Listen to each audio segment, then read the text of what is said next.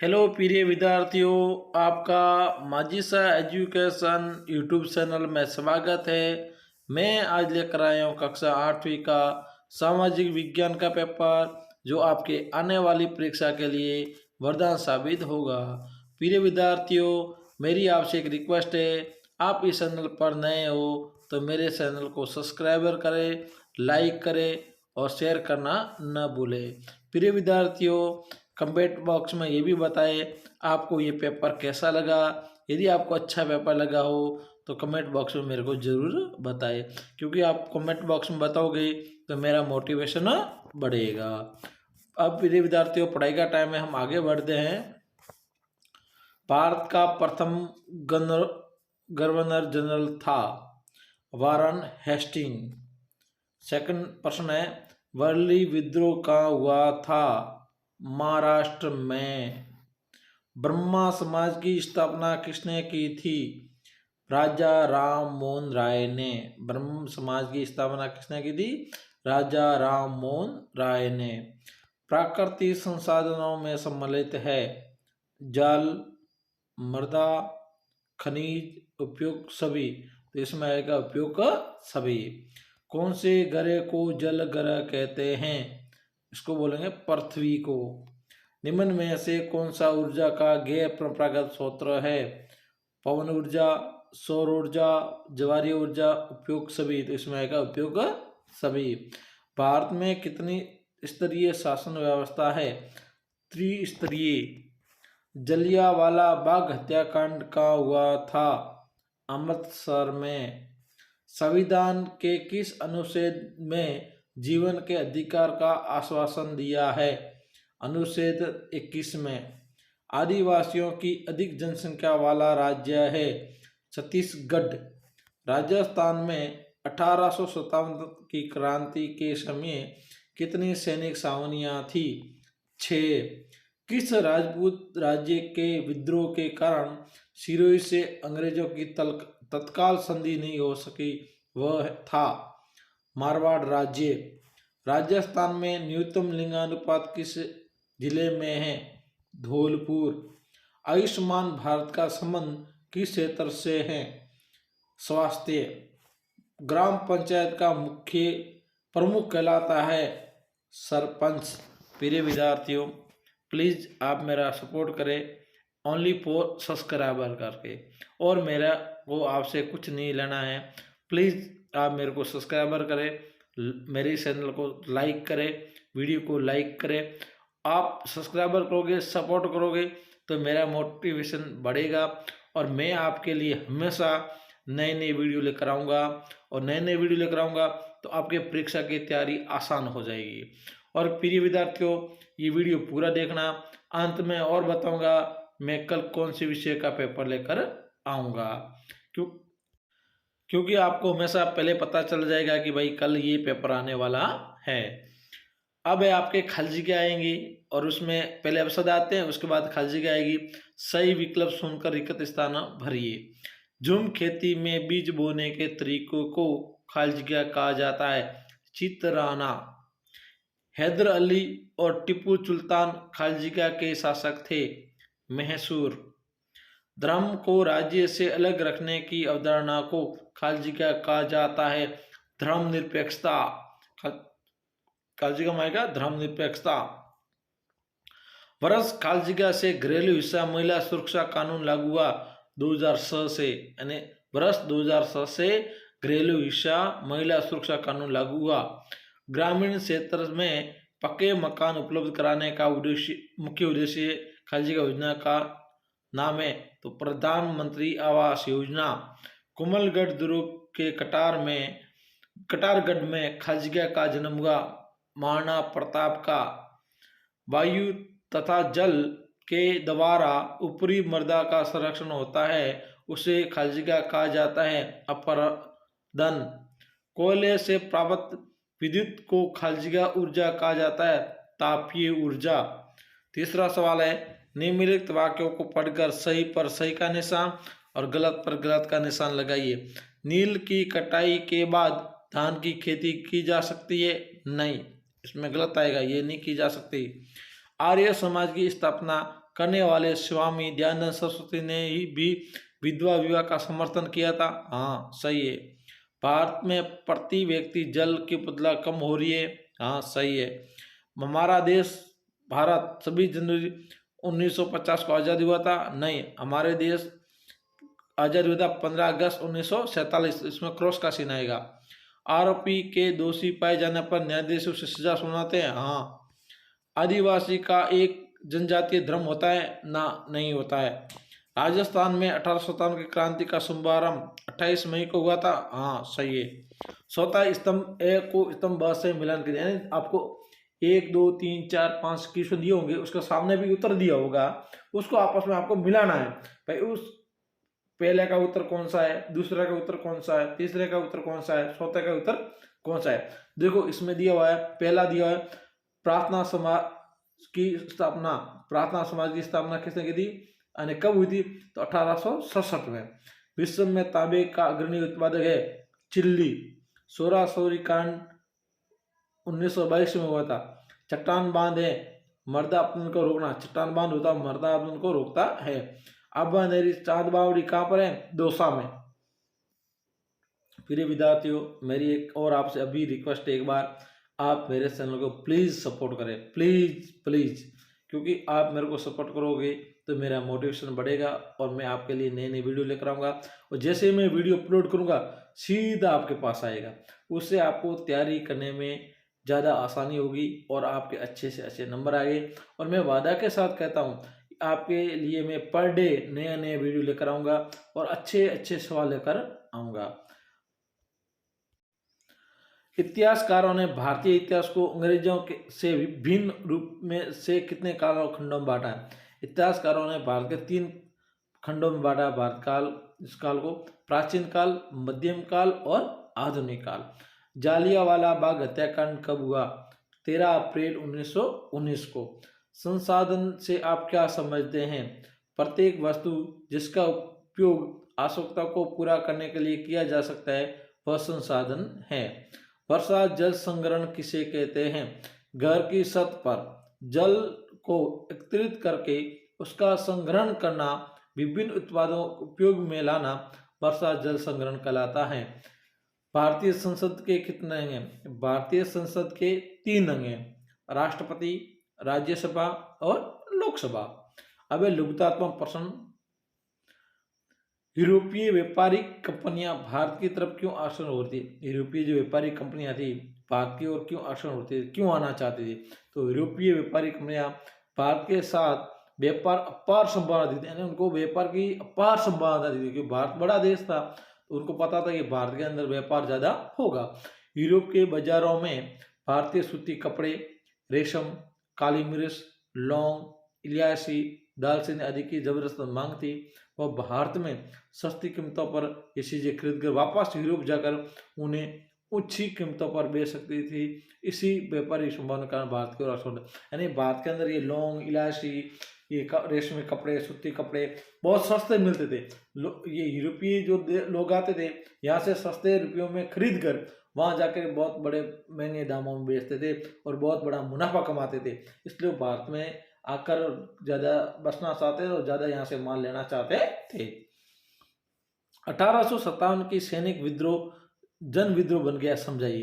यानी 1857 को क्रांति हुई थी, उसका जन विद्रोह कैसे हुआ? तो भारत में सन 1857 में एक सैनिक विद्रोह हुआ जिसमें शीघ्र उन विद्रोह का रूप धारण लिया। समाज के विभिन्न तबकों को अंग्रेजी शासन पसंद थी, तो वे सब मानते थे कि उनका शत्रु एक ही है। मई 1857 में शुरू हुए इस विद्रोह ने भारत में कंपनी का अस्तित्व खतरे में डाल दिया। मेरठ से शुरू होकर शीघ्र ये उत्तर भारत के विभिन्न भागों में फैल गया। समाज के विभिन्न तबकों ने असंख्य लोग इस विद्रोह में जुड़ गए। इसका एक जन विद्रोह का रूप धारण कर लिया, यानी अंग्रेजों से हर वर्ग परेशान था। 1857 की क्रांति हुई उस समय अंग्रेजों से हर वर्ग परेशान था, हर वर्ग उससे दुखित था, शासन से, कुशासन था, हर चीज कर, टैक्स से, सैनिक हो, किसान हो, मजदूर हो, नौकरी वाला हो, दुकानदार हो, सब टैक्स वैक्स से सब दुखी थे। तो जैसे 1857 की क्रांति हुई सब लोग भारत के सैनिकों के साथ जुड़ गए और भारत के जो क्रांतिकारी लोग थे उनके साथ जुड़ गए और अंग्रेजों के परेशानी में डाल दिया, अंग्रेजों को परेशान करने लगे। बाद में पता चल गया अंग्रेजों के हमारे ये यहाँ रहना बहुत मुश्किल काम है।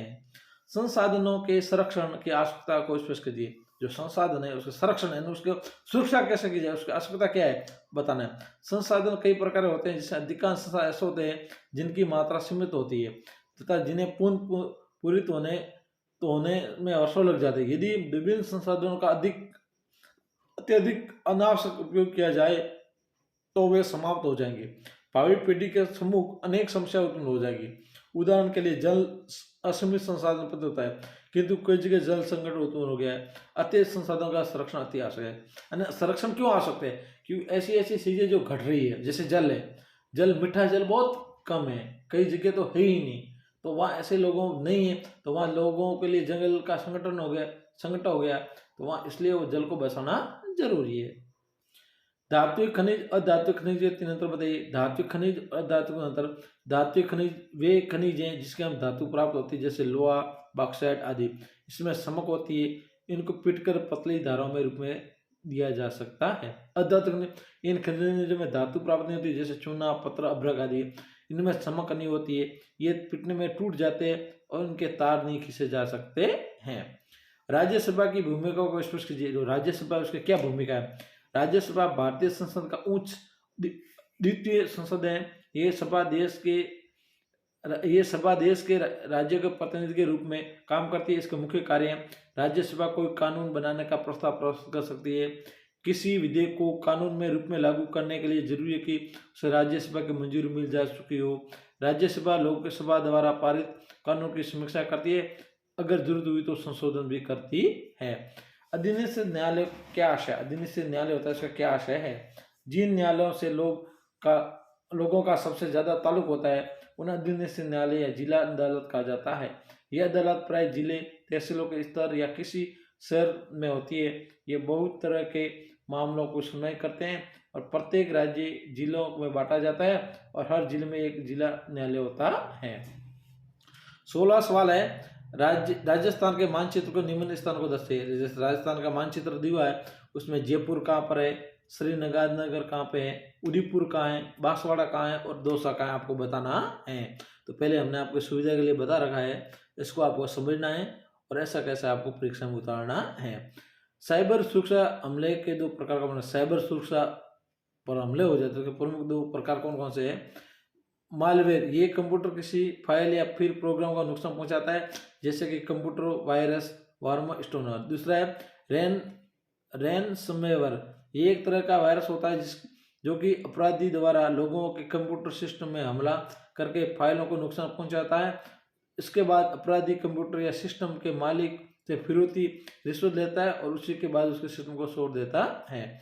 अब निम्नात्मक पट 18 से 21 तक। पहला, गांधी जी ने असहयोग आंदोलन क्यों चलाया, इस आंदोलन के दौरान क्या कार्य किए गए बताना है, अथवा ये आपको नहीं आता। दूसरा है बंगाल विभाजन का एक लिखिए। तो हम असहयोग आंदोलन के बारे में बताते हैं आपको। असहयोग आंदोलन पंजाब में हुए अत्याचार, खिलाफत के बारे में मामले में हुए अत्याचार के विरुद्ध मिलकर अभियान चलाने और स्वराज की मांग हेतु महात्मा गांधी ने 1920 में ब्रिटिश सरकार के विरुद्ध आंदोलन शुरू करने का निश्चित किया। ये आंदोलन असहयोग आंदोलन के नाम से प्रसिद्ध हुआ। आंदोलन के निम्नलिखित गतिविधियां शामिल थी। इसमें क्या क्या बात थी वो आपको बताते हैं। शीघ्र ही असहयोग आंदोलन पूरे देश में शुरू हो गया। अंग्रेजों द्वारा दी गई उपाधियों को वापस लौटा दिया गया। विधान मंडलों का बहिष्कार किया गया। स्वदेशी का व्यापक प्रचार हुआ। सरकार का काफी प्रचार हुआ। राष्ट्रीय एकता का प्रतीक बन गया। मोतीलाल नेहरू, CR दास, CR गोपालाचारी, हाफिज अली जैसे बहुत सारे वकीलों ने वकालत छोड़ दी। आंदोलन को स्थगित करना, जब आंदोलन के श्रम पर था तभी फरवरी 2022 में सोरासोरी पुलिस थाने पर हुए हिंसक हमले की घटना व्यतीत होकर गांधी ने अचानक असहयोग आंदोलन वापस ले लिया। 19 सवाल, कृषि किसे कहते हैं? कृषि के विभिन्न प्रकार को स्पष्ट कीजिए। भू संकलन ये नहीं आता है तो अथवा में आ गया। भू संकलन किसे कहते हैं? इसे रोकने की विधि को स्पष्ट कीजिए। प्रिय विद्यार्थियों, ये सवाल जो है ना आपके लिए बहुत बहुत इम्पोर्टेंट है और ये आपके परीक्षा में 100% आएगी। रट लो, मैं तो कहता हूँ रट लो बस, और आपके आने वाली परीक्षा में 100 में से 100 पर अंक आएंगे यदि आपने इस पेपर की आपने पूरी तैयारी कर ली तो। आपके 100% 80 में से 80 नंबर आएंगे। तो भूस्खलन सामान्य रूप से शेर मालबा या दाल में गिरने वाली मिट्टी के वृत्त संचालन को भूस्खलन कहते हैं। इस भूकंपवाद ज्वालामुखी के कारण होता है। भूस्खलन रोकने की प्रविधियां ये है, भूस्खलन वाले स्थान आवास निर्माण नहीं किया जाना चाहिए। भूमि को खींचने के बचाव के लिए प्रतिधाय दीवार का निर्माण करना चाहिए। भूस्खलन वाले क्षेत्र में वनस्पति अवतरण का वृद्धि करना चाहिए। भारतीय संविधान के मुख्य लक्षणों का विश्लेषण कीजिए। ये नहीं आता है तो भारतीय संविधान के मौलिक अधिकार का वर्णन कीजिए। मैं आपको बताता हूँ भारतीय संविधान के प्रमुख लक्षण। संघवाद, देश में एक से ज्यादा स्तर की सरकारों का होना, प्रत्येक स्तर की सरकार को शक्ति व अधिकार संविधान में मिलते हैं। संसदीय शासन पद्धति, भारतीय संविधान में संसदीय शासन पद्धति अपनाई गई है। सरकार के सभी स्तरों पर प्रतिनिधियों का चुनाव लोग स्वयं करते हैं। शक्तियां का बंटवारा, संविधान के अनुसार राज्य के 3 अंग हैं, विधायिका, कार्यपालिका, न्यायपालिका। तीनों अंगों के शासन में पृथक पृथक कार्य सौंपा दिया गया है। धर्मनिरपेक्षता, भारतीय संविधान एक धर्मनिरपेक्ष संविधान है। इसमें राज्य का अधिकृत रूप से किसी भी धर्म को राज्य के धर्म के रूप में बदलावा नहीं दिया गया है। अब 21वां सवाल है, राजस्थान का एकीकरण एक जटिल और सुनिपूर्ण प्रक्रिया थी क्यों? यानी राजस्थान का एकीकरण था वो एक जटिल और सुनिपूर्ण प्रक्रिया थी क्यों? ये नहीं आता है। राजस्थान में 1870 क्रांति के कारणों का विश्लेषण कीजिए। राजस्थान का एकीकरण एक जटिल और सुनिपूर्ण प्रक्रिया थी क्योंकि दीर्घकाल में अस्तित्व से विदेशी रियासतों ठिकानों को एक ही सामान्य प्रशासनिक व्यवस्था के तहत लाना कठिन था। दूसरा था, इन रियासतों में जनसंख्या, सामाजिक रीति रिवाज, आर्थिक राजनीतिक भिन्नता थी। कुछ रियासतों में परंपरागत पद्धतियों के से प्रशासन का संचालन हो रहा था, कुछ में आधुनिक शासन के मूल्य परिवर्तित हो गए थे। इन सभी रियासतों में एक समय में समान राजनीतिक प्रशासनिक व्यवस्था की स्थापना करना, समग्र रूप से उनका आर्थिक विकास करना, नई सेवाओं की स्थापना करना, नए नियम बनाना चुनौतीपूर्ण था। प्रिय विद्यार्थियों, मेरी एक और आपसे लास्ट में रिक्वेस्ट है, प्लीज़ मेरे को सपोर्ट करें, मेरे चैनल को सब्सक्राइब करें और लाइक करें। मैं आपके लिए हमेशा नए नए पेपर लेकर आऊँगा और इम्पोर्टेंट रिपोर्ट सवाल लेकर आऊँगा जो आपके परीक्षा में आने लायक हो, क्योंकि बेफालतू में सवाल लेकर आऊँगा नहीं।